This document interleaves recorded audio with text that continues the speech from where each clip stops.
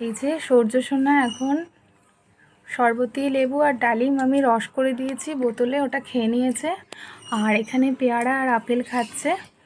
তো ওদের জন্য আমি যেটা বানিয়ে দিই, ওটা কুড়িয়ে বানিয়ে দিই, সেটা খাওয়া হয়ে গেছে সোনাদের। কিন্তু এখন না এইগুলো খেতে ওরা খুব ইন্টারেস্ট পায়, একটু একটু করে কামড়ে কামড়ে।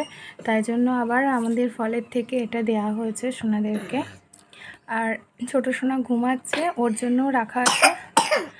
আর সূর্য সোনা এখন এই যে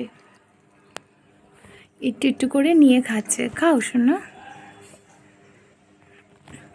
সোনারা সকালবেলায় সোনারা ঠাকুর দেখে এসছে মনি আর মামামের সাথে গিয়ে স্কুটিতে, তাই না বাবা?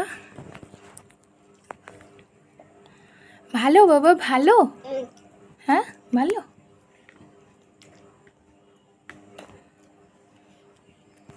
আচ্ছা আপেল কোনটা খাও? ওটা আচ্ছা না, এটা আপেল, এটা পেয়ারা। হ্যাঁ এটা আপেল খাও, আপেল খাও।